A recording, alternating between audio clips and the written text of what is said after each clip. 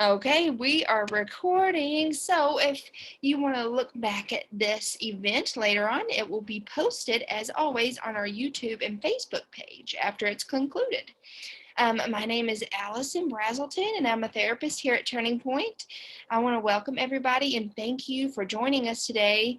If you have any questions at any time during the presentation, please type them in the question and answer, the Q&A section, and we will answer them at the end as time permits. And before I turn it over to Lisa, I'm just going to remind everybody that Turning Point is a 5013C nonprofit that depends on the community support. And on the second slide, we have some of our socially responsible partners. They are the people that make these things happen, and we are so grateful to them for all of their help. And now I'm going to go ahead and turn it over to our lovely presenter, Lisa. All right, thank you, Allison, and good morning, everybody, or afternoon, or it's still morning. So today we're just going to talk a little bit about springing into a healthier you. It is at that time of the year, healthier habits. So this is why I wish I had people in my audience, because I always like to ask the question, like, what does it mean to you to be healthy? What is that definition, or how do you define that? So some people will say, being skinny is healthy, or having a body mass index, within the normal range is healthy, or not eating junk food, eating more fruits and vegetables. People think low carb is healthy, or avoiding gluten can be healthy, but all these are just some just different examples of what it means, or what people perceive as to be healthy. Okay. So the true definition, if you look it up in the dictionary, is the state of being free from illness and injury. So that's the straight up definition. I went on and I liked the definition given by the World Health Organization, and they say health is a state of complete physical, mental, social well-being, and not merely the absence of disease and injury. So it kind of encompasses everything. And the reason I loved this definition is because if we think of Turning Point meets all of this definition of being health. We have physical therapists to help us get physically healthy. We have our social worker who helps us get mentally and socially healthy, and then there's me. So I'm really excited about that, because we encompass all of it, not just one facet of being healthy. So with that being said, what does it mean to eat healthy? I get a gamut of answers with this one as well. Again, like people will say, like back the 2 slides prior, is healthy is, I don't eat any sugar, or healthy is I eat only fruits and vegetables, or healthy is, I avoid gluten. Or depending on what you're used to, eating healthy means different things to different people. So what we're just going to do is we're just going to, again, define what healthy eating is. Healthy eating, when we talk about spring and starting fresh, we want to eat more healthfully, being more mindful of the foods that we put in our mouth. I don't expect anybody to be 100% of the time, but I do expect people to be mindful, even on those occasions when we're not so perfect, as we say.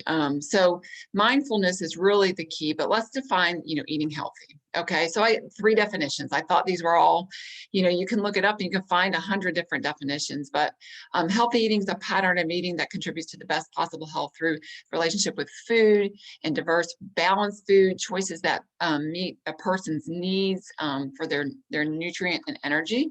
Okay, so that's one definition, and that's by a HealthLink BC. Healthy diet helps protect against malnutrition in all its forms, as well as non-communicable diseases such as diabetes, heart disease, stroke, and cancer. That's the World Health Organization. And then the breastcancer.org is healthy eating means eating a variety of foods that gives the nutrients you need to maintain your health, good feel good, and have energy. These nutrients include protein, carbohydrates, water, fat, vitamins, and minerals. And I chose that one is because we are at turning point, and we do focus mostly on breast cancer. Okay, solely on breast cancer and breast cancer rehabilitation. So that's the one we're going to focus on. For us, for everybody, what is eating healthy or what is being healthy? I'm here to say, I don't think anybody ever wants to hear that word cancer. So, my audience, we've all heard it. You've heard it once. We don't want to hear it again. So, the focus and the more of it we're shifting of, let's not ever have to hear that diagnosis again, in the recurrence stage or even with a new diagnosis. So we're gonna focus on being healthy that way and preventing chronic diseases. So the American Institute for Cancer Research, love this. If you've not visited this website, this is my go-to. I absolutely love it. They have what we call the New American Plate, or they have, and it is not, the typical plate as we know it or as we see it out there. The New American Plate is emphasis on foods that can reduce your risk of cancer and other chronic diseases. So this is really the shift, and this is how we would love for everybody to be eating this type of plate rather than what we're being educated on out in the common public. Okay, so the New American Plate, this is what it looks like. It's beautiful. Lots of vegetables, lots of color. We have lean protein, but if you look, 2/3 or more should be vegetables, fruit, whole grains, and beans. Then 1/3 of that should be, or less, should be your animal proteins. Okay, so with that being said, the first step into springing into a healthier you is getting started by covering 2/3 of your plate with these fruits, like the whole grains, the vegetables, the fruits, and the beans. So vegetables, I think, I've hit on these. We've talked about them in previous webinars, but vegetables provide a gamut of benefits. A multitude of cancer-fighting ingredients.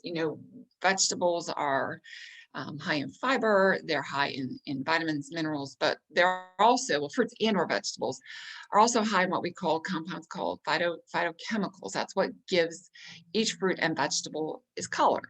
So those phytochemicals are what we now call phytonutrients. And so these phytonutrients are those chemicals in these fruits and vegetables that will give us protection against some chronic disease. All right, so they can help protect against heart disease. They can protect against cancers. So I love to focus on that aspect of it all, because if we look at, if we think of things and we say, I ask someone, when you think of an orange, what do you think of? And everyone's like, well, vitamin C, or, what do you think of when you think of a banana? And everyone's like, well, potassium. So, and then I'm like, well, what about an apple? And everyone's like, no, or like watermelon. They're like, it's just water. But there are those phytonutrients within each of those, the apple and the watermelon, that are huge. They have huge nutritional benefits. So they all are important. And so we want you to get include a variety in your diet. So that's your vegetables. Fruit, the same thing. Okay. Fresh, frozen, canned, that's kind of the last choice, but it's not eliminated, especially those on a tight budget. I completely understand that. It's just that if we have to rely on canned, we just get them without the added sugar.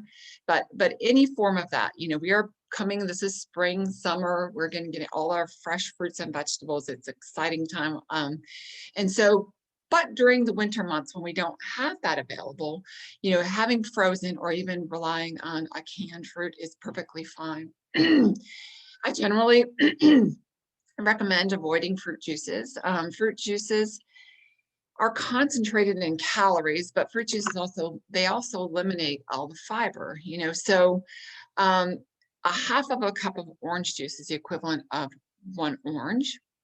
And generally people will drink a cup, 12 ounces of orange juice, which would, excuse me, which would be the equivalent of 2 to 3 oranges. And, people are like, I could never eat 2 or 3 oranges at one sitting. But, so if we can drink it, it's just a more concentrated form of calories. So fruit juices don't really provide a lot. Small amounts of fruit juices, like if we do that as a base to sometimes, during treatment, like a smoothie is good, especially if we're not feeling great and we can't really sit and eat. So that's warranted. The juices are warranted there. If a lot of my clients are like, I just love, orange juice, I start telling them to start diluting it down, like half and half, just to decrease the caloric intake from that juice. So then we look at whole grains, and a lot of times people are like, well, what exactly is a whole grain? A whole grain is one that contains the healthy germ and the bran together. The germ and the bran are the ones that provide those cancer-fighting fibers along with these protective compounds, these phytonutrients. So a whole grain would be like your oats, your brown rice, quinoa, whole grain such as like whole wheat breads and pastas, whole grains that way. It's recommended that we eat at least 3 ounces or 3 servings of whole grains per day to lower your risk of one particular cancer, is the colorectal cancer. The reason for this is, your whole grains do contain the fiber, those fiber that does contain the phytonutrients, the phytochemicals, but the fiber also, you have 2 types of fiber, and one is your insoluble and the other is your soluble. And so your soluble fiber is the one that absorbs liquid, and that helps your stool become soft, buoyant. And then your insoluble fiber is basically one that does not absorb any liquid. And so basically that's your bulk and that's your roughage. And that actually stimulates the gut, the intestines, your colon, to actually help produce the movement, to help excrete the waste. So both of them are equally as important.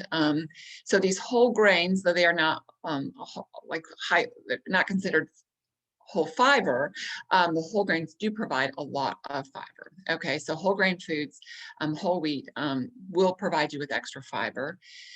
3 ounces, like we said, per day, or 3 servings. And what is an ounce? So an ounce is equivalent to about a half of a cup of cooked brown rice is 1 serving, half a cup of cooked oatmeal.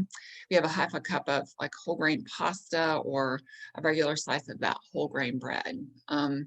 You can have, the high fiber breads. I generally recommend, getting away from mostly just focusing more on the whole grain rather than the higher fiber breads, unless you have make them at home. A lot of the higher fiber breads out there these days are adding bulk fiber and not just adding fluff. Okay, so if we have a whole grain bread, you're better off meeting those whole grain needs. Fiber in a day females need anywhere from 25 to 28 grams of fiber daily. So that's going to be on your food label. So we're going to look at that as part of your whole grain balance. Okay, then we have our dried beans, our pulses or legumes. These are great. They're chock full, again, of fiber. They have both that soluble and insoluble fiber, and they also have a great source of protein. So when we're talking about the last third of our plate, our proteins, sometimes we recommend adding these pulses or adding these legumes, lentils instead of having a protein source as far as from an animal. So we have lentils, we have split peas, we have chickpeas, we have pintos, kidneys, black meat, all of them, all of the above. So those are great, and they are also, if we don't want to particularly have them as a focus as our own protein source, they're great to be add-ons. So, chickpeas, for instance, are amazing in salads. The white beans, the white kidney beans, are amazing in all different types of soups. They're not an overly, they don't take over they're not overly as far as the taste. So they kind of take on the flavor of what you're making it in. So I throw them in, you can throw them in, more vegetable soup. You can throw them in your kale soup. You can throw them in basically anything. They also make great, like with hummus, any of hummus. It doesn't necessarily have to be chickpeas. So that's where 2/3 of our plate should focus on. So if we look at a plate and we fill it up with all of those, your vegetables, a serving of a vegetable is roughly about 25 calories or less, and a serving is about a half cup cooked or 1 cup raw. So very low calorie. Fruits, a serving generally, which is one that you can hold in the, like an apple would be one that you can hold in your hand, like the size of a tennis ball. Same with an orange. Those we allow about 60 calories per serving. Our whole grains depends, generally the serving, like we said, the half cups of pasta and everything, we allow about 80 calories. And then your dried beans, it varies on based on what the bean is. So basically we add about 80 calories to that. So, if we fill our plate, that's all relatively, low. It can be low in calories. We can, you can kind of go off target if we choose all the starchy vegetables, hence your potatoes and your corn and your peas. But so if we have a variety of all those, it's relatively a high volume but very low calorie. So that can help if we are trying to combat, extra weight or extra pounds put on during treatment. Okay. Step 2 is the remaining 1/3 of your plate should be filled with like animal-based proteins, rich like seafood, poultry, your dairy foods, and some occasional red meat or lean red meat. Not necessarily, you don't have to. A lot of people are like, well, I'm giving up meat. I want to eat more vegetarian lifestyle. Perfect and fine. These guidelines from the American Institute of Cancer Research are the doable guidelines for the nation, for most population. I do have clients and patients that are like, well, I want to go vegan or vegetarian, and that's perfectly, or all plant-based, that's perfectly fine. This is just the middle of the road. So if you want to go a step further than this, that's perfect. That's fine. If you're a step further, you don't want to go backward, that's fine. That's fine. These are just, so this is what these are the guidelines. So let your meat and your fish and all your protein source like that kind of be your secondary focus at mealtime. I always, growing up and, really today, like you think of like, what's my protein first? And then we kind of do our accompaniments. But if we plan out the fruits, the vegetables, or, it's the side dishes, there's amazing dishes made with quinoa. And the quinoa, there's a great black bean and quinoa recipe that has obviously black bean quinoa that has corn in it. And then you have that be your focus. And then secondary should be like, what kind of protein are we going to have with that? That protein can be in the source of an animal, or it can be in the source of more legumes. It can be more fruits and vegetables, or more vegetables. There's no protein in your fruit. So we recommend that you do go meatless now and again. There was a campaign a while ago, like having meatless Mondays. You can do that. And it's fun to explore different types of recipes that don't focus solely on the protein end of everything. So, and still meet our protein needs. Basically all foods except your fruit and your fat group will provide you with some source of protein. So, if we get worried, like I'm not going to meet my protein needs for the day, they all do. It's just a matter of mixing and matching.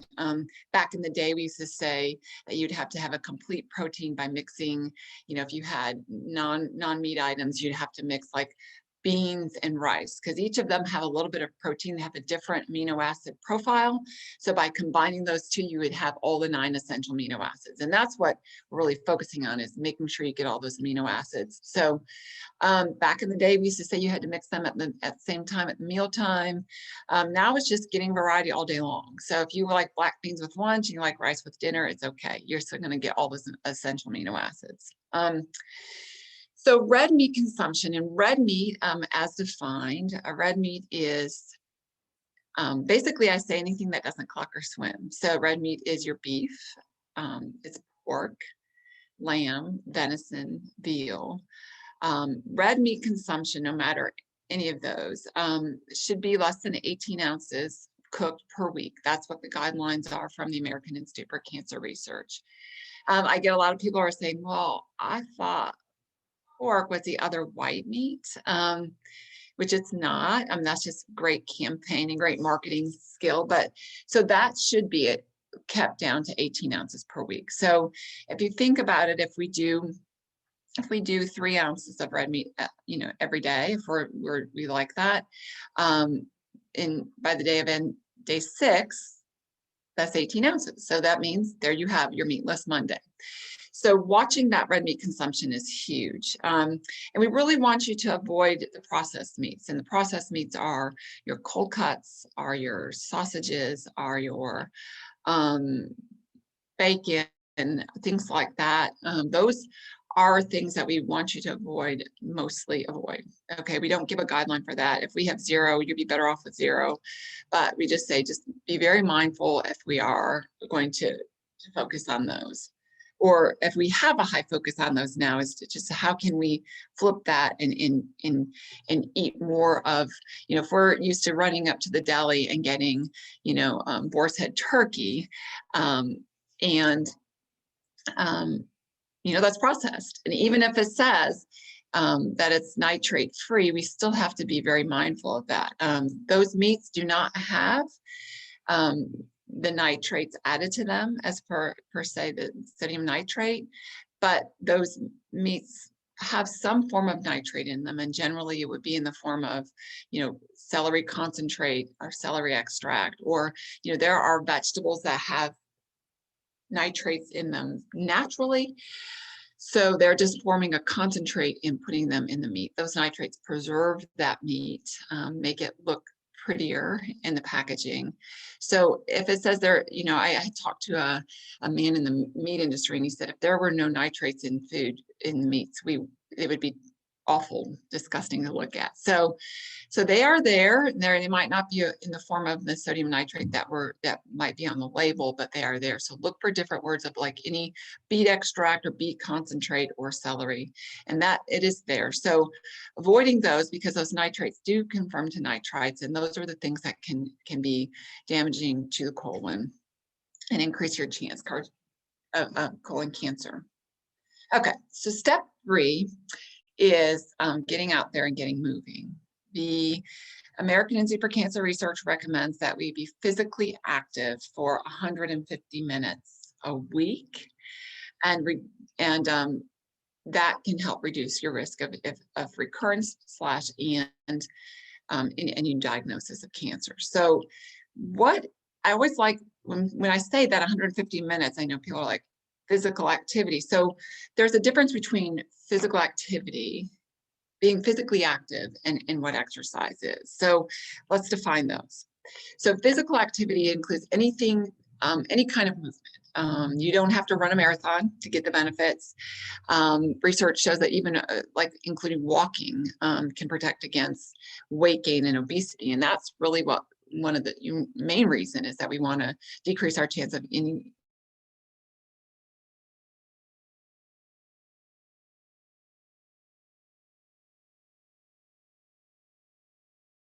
weight being physical activity can be working in the yard, mowing grass. That's all physical activity. That's being physically active. Exercise refers to a structured physical activity. Going to yoga class, doing it online, the tennis, bicycling, swimming, running, ballroom dancing, tai chi, all of that. All right. So all those together should encompass 150 minutes. As far as with breast cancer and decreased recurrence with that, the research shows if we can dedicate even as little as 1 hour a week combined for the whole week, that you decrease your chance of recurrence is 25%. So that's huge. That's huge. And that is very doable. An hour for a week is very, very doable. So let's get out there. Let's just get moving. Get those tennis shoes on, or get on the bike. It doesn't matter. I usually, when we talk about exercise, I always, just because I like to run doesn't mean everyone has to run, or just because you like to go to Zumba doesn't mean I have to. So physical activities, anything that you enjoy doing, that's going to be, or exercise, anything that you enjoy doing that you will be consistent in and enjoy. Okay, the also added benefit of physical activity, physically active people tend to live healthier and longer and enjoy more independence as they age. Physical activity, especially weight bearing exercises, is great for your bones. It's great for your health. Going out there and just being active is great for the mind. So it does give us a longer and more enjoyable, independent life as we age, and we all are aging on a daily basis. So it's important. Okay. Step 4 is we need to really pay attention to hydration. This is critical, especially in the summer months. In the summer months, we tend to, our thirst tends to be out there more. We sweat more. We're out in heat more, the humidity. So we are more in tune to drinking, hopefully a little bit more during the summer seasons, but we need to pay attention to hydration. Those cues, by the time we are actually thirsty, that is, almost the first step showing of the first parts of dehydration. So getting in a habit of drinking enough fluid, they say 8-ounce glasses a day, but in all actuality, there's a formulation. So our bodies really need a 30 mLs, 30 milliliters of water per kilogram of body weight. Okay, that's what we calculate in the hospitals, or I calculate for my clients. So, or basically, really easy numbers, that you take your current weight, you divide it by 2, and that's basically how many ounces of water that you should be taking in a day. That rule does not apply to those that are, if we have chronic disease, if we have chronic kidney disease, or if we're on dialysis, or if we are end-stage kidney disease, you might be on, or chronic or CHF, congestive heart failure, you might be on a fluid restriction at that point. But basically, we should all be getting what we need on a daily basis. And to figure out how many kilograms of, you take your weight and you divide that by 2.2, and that's how many kilograms.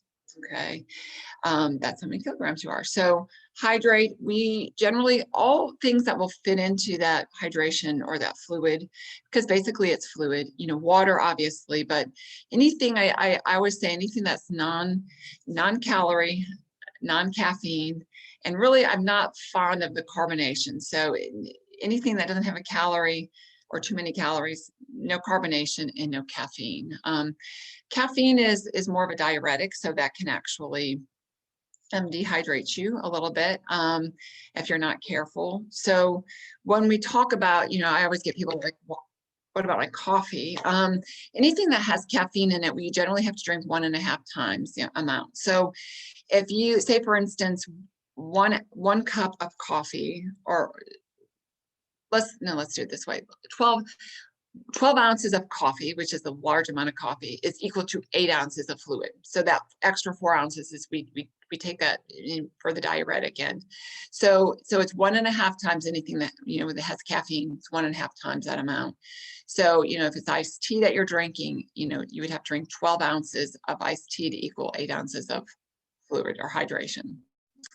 Which isn't hard with the iced tea, but that's what we're talking about. And that iced tea, I don't really count that as if it's having a lot of, like if it's a sweetened tea, it still counts as dehydration, but all those extra calories we are not in need of, and all that extra sugar as well. So hydrate, no calories, no carbonation, and I shouldn't say no carbonation. I'm going to take that back, because there are things that have no calories and no caffeine, like LaCroix or bubbly. Those things are fine.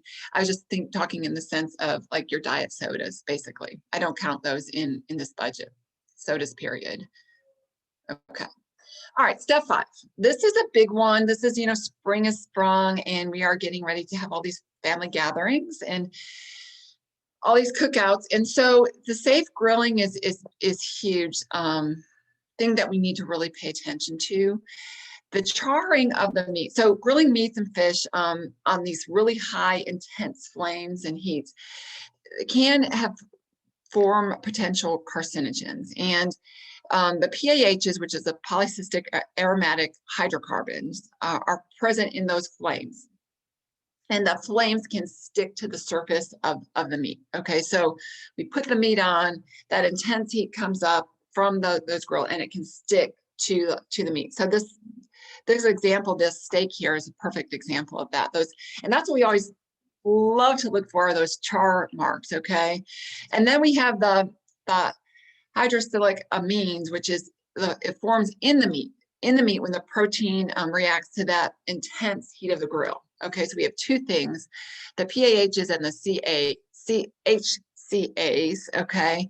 So in the lab, those HCAs have been linked to development of cancer through the changes in our DNA. So we have to really pay attention to those. You know, be very mindful of what those are.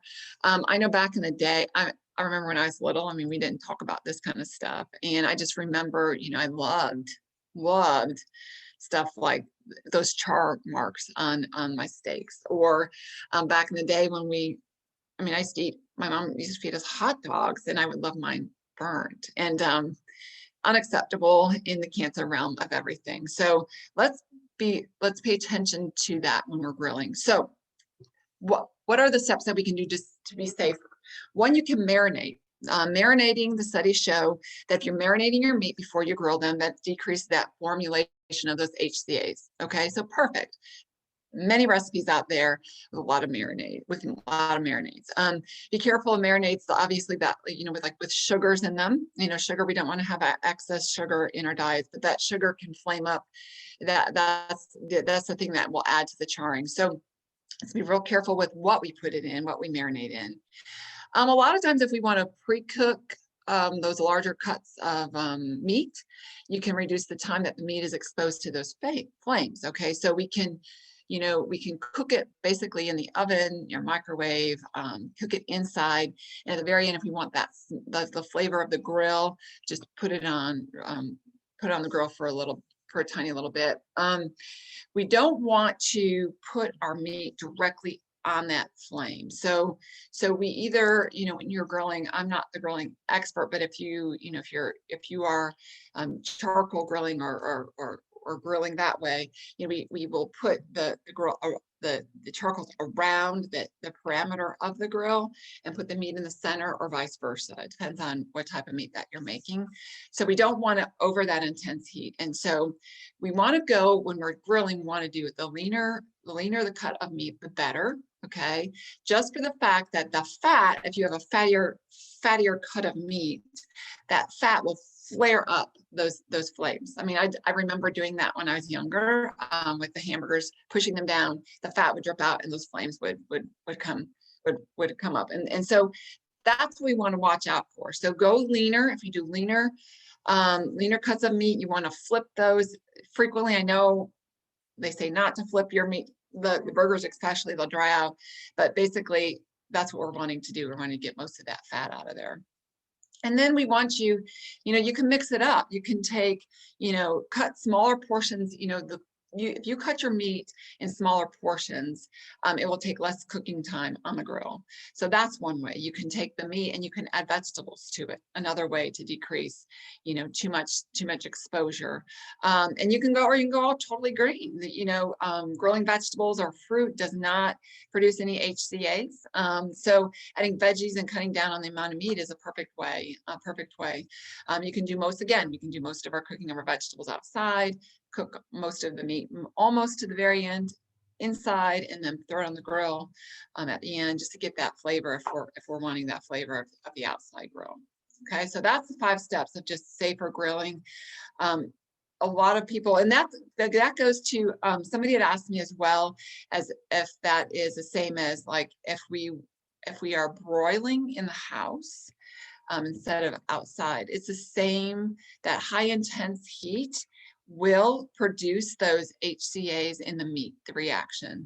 So with a protein. So we want, even with if we're using our what did I just say? Inside in the stove, that could do the same exact thing, the high intensity of heat, if we are broiling underneath in the stove. All right. So the next step 6, and this is one that, it's summertime, more parties, more social events. And if we look at the guidelines, they say eliminate is really the word that they use. Okay. Alcohol, one, why? Alcohol is empty calories. Excess intake of alcohol has been linked to different types of cancers, especially esophageal, colorectal cancers.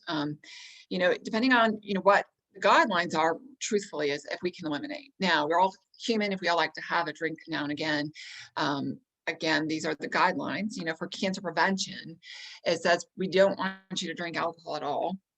If you drink alcohol, we need to limit to 2 standard drinks for a man and then 1 for a female. What is a standard drink? 12 ounces of beer is 1, or 8 to 9 ounces of a malt liquor, 7% alcohol or more. 5 ounces of a table wine, red or white. They all fit in that category. Or 1.5 ounces, a shot of an 80 proof hard liquor like whiskey or gin or rum. Okay. So all of these, if we're going to, that's what our guideline is. Limit it. I always tell my patients is that you really need to talk to your doctors about what their guideline is. I have some physicians, they know your diagnosis, they know your type of, your cancer. So I would generally always ask them, they know your health. I would ask them before I partake in any form of alcoholic beverage. But the general guidelines is 1 for women, and that's, limited. And that's like a day. That's what they say. That's what the limitations are. So being mindful that way is always, always important for our health. Okay. So those are some ideas of how we can spring in just being healthy. The American Institute for Cancer Research, they have a fun interactive, but you go on, you can go, it's a cancer health check. And it's powered by the American Institute for Cancer Research. And this is the link right here. It's that aicr.org/cancer-health-check. And what you do, you go in there and you just answer some questions, and then they give you a kind of a health score. And they also, on that website, will give you the foods, the cancer fighter foods. It's a great website. They will give you the food. They give you, why it is a cancer fighter, what makes it considered a cancer fighter. It tells you all about what type of year you should, harvest it, when it's best, how you should store it. It gives you the research behind it, and then it gives you recipes attached to it. So it's a great wealth of information on that website. But I encourage everyone to go on to the American Institute of Cancer Research and take that little health check, and just to see if you are where you fall with health. If we think that we are being healthy, or we can find places that we can improve on. They also have a 10-week challenge of, they introduce you to how to eat more healthfully as far as with cancer prevention, being more mindful of things. So that is a great website. They also have, facts and myth blowers, all the myths like, cancer feeds sugar, or I should not have caffeine, all those different types of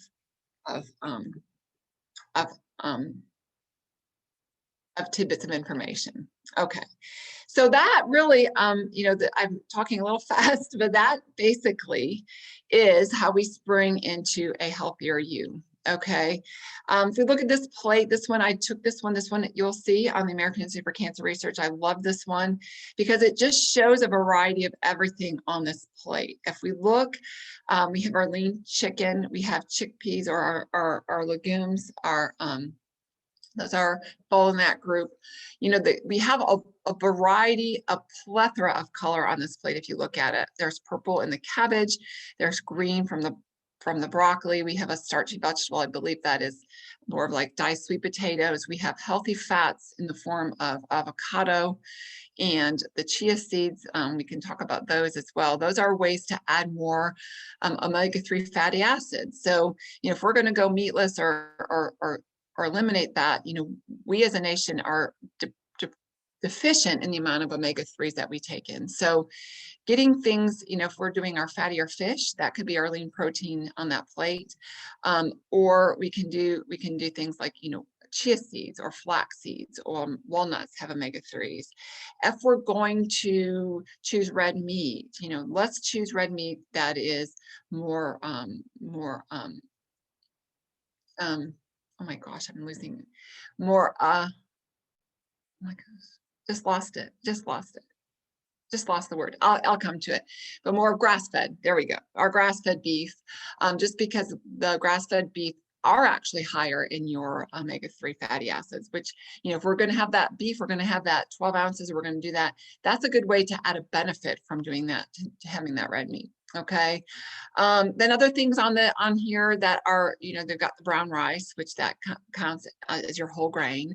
And then they have the chickpeas. And so that plate is a complete, huge variety, encompassing all of what's on the New American Plate. Okay. So with that being said, that is the information. I'm up for questions at this time. Thank you, Lisa. If anybody I'm going to man the Q&A. One question I actually had for you, Lisa, was what are your personal favorite ways to season vegetables? A lot of times we talk about decreasing sodium intake at turning points. So what would be your suggestion on to make, you're going to grill them? How would you season them? All right. So generally, and that's excellent. So I always encourage, first of all, steaming, if we want to steam them, if you want to grill them as well, but steaming, you can do that. You can also put them in the oven. You can roast them. I usually just steam mine straight, and then I don't add anything at that point. Like, my favorite is just straight up, I call it unadulterated broccoli. But we do, and it's a good point, Allison, we do want to watch the amount of sodium that we take in, even if we are not in that hypertensive category. Salt is just not really a great thing for our bodies. It makes our heart work a little bit harder, and can retain fluid. So other things that we season with, we can season with lemon juice is a really good one. Lemon juice goes well with a lot of the vegetables. It's that acid. So lemon juice goes really great with asparagus. If you do like straight up just steamed asparagus, you can do any herb or spice. So you can do oregano, you can do thyme, you can do garlic. Any of those are great to season with. You can do the garlic powders and onion powders. You can do that as well. I always tell people to read the label on everything, because, for instance, there could be added salt to things that we don't know of. For instance, lemon pepper, sounds very innocent, but the first ingredient in lemon pepper is actually salt.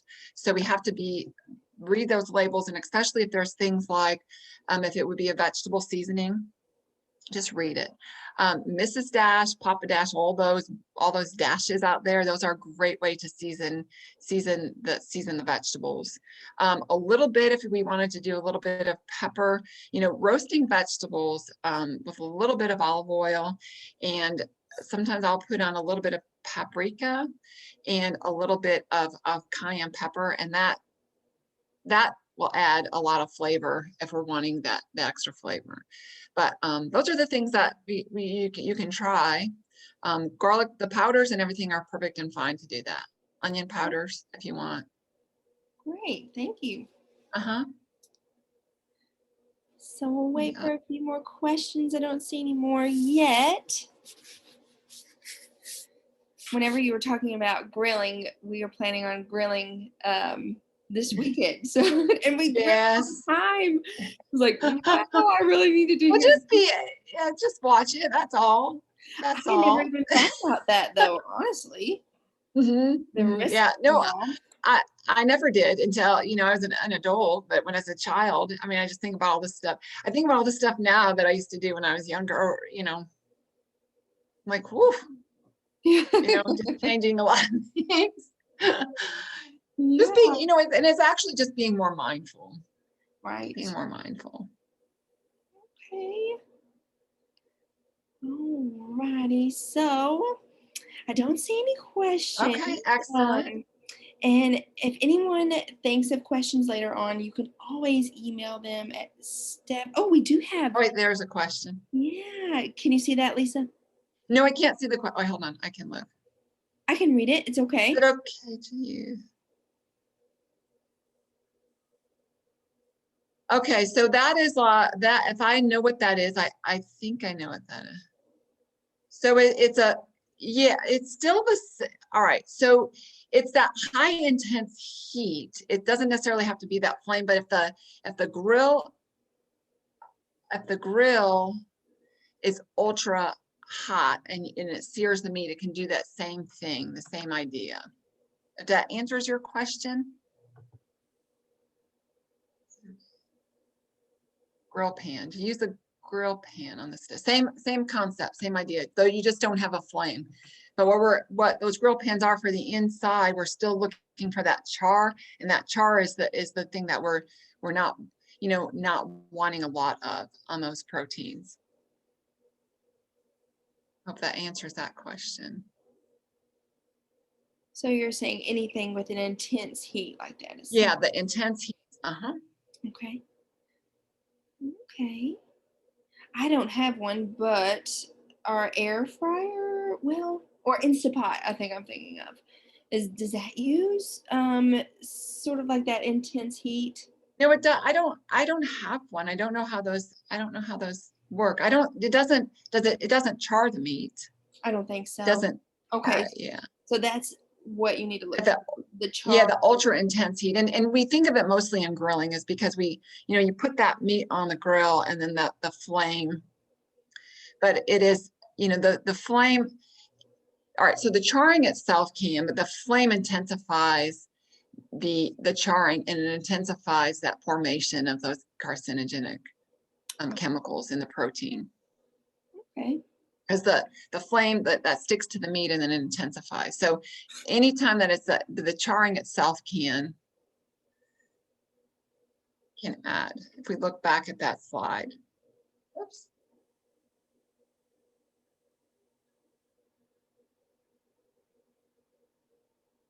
The HCAs. Okay. Yeah.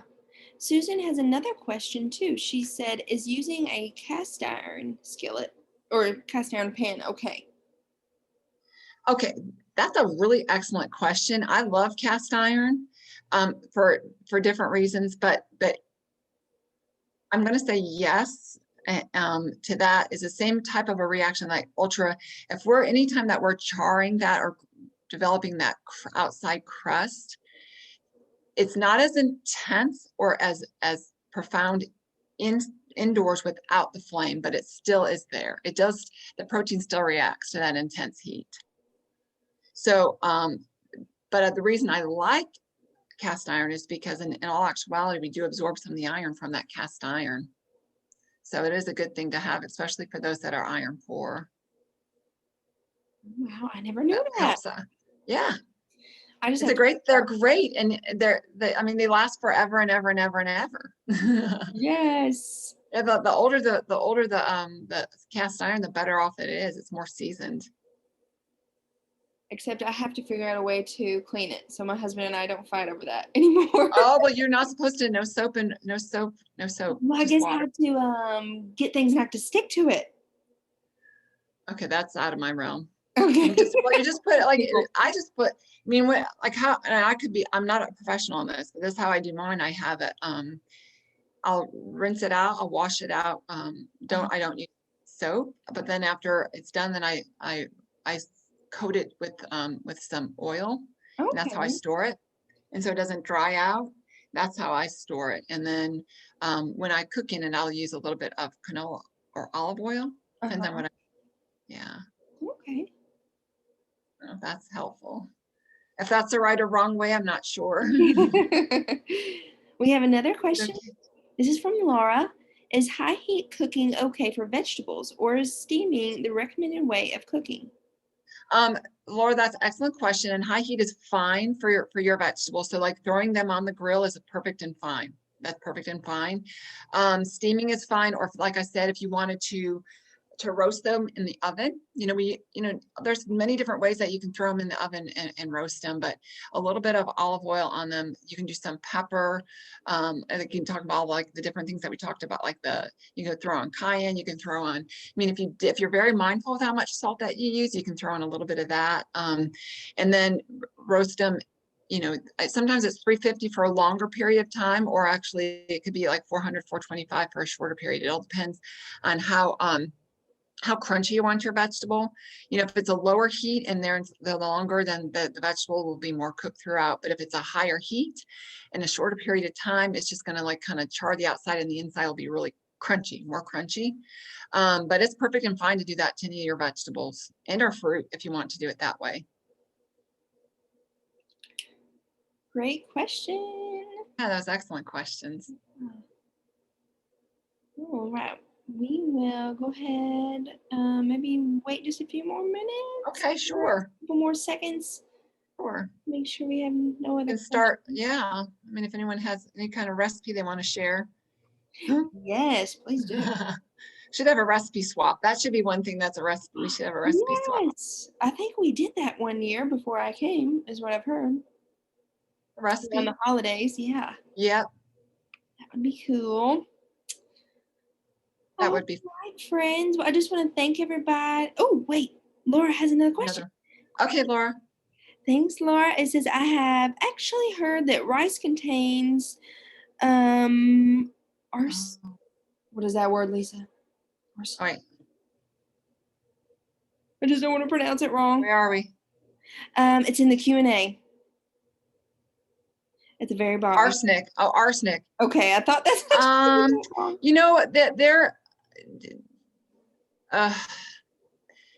There's a little bit of truth to that, and a lot of not truth. Rice is safe. We're not going to eat, no, we're not going to be eating pounds and pounds of rice on a daily basis, but having rice occasionally is just like anything. We eat a lot more chemicals and a lot more things that are not safe than we realize. There are certain, so it is okay in small quantities, just not have pounds of rice every day. I mean, I still eat rice. I'm not the arsenic. I'm not going to let that run me away.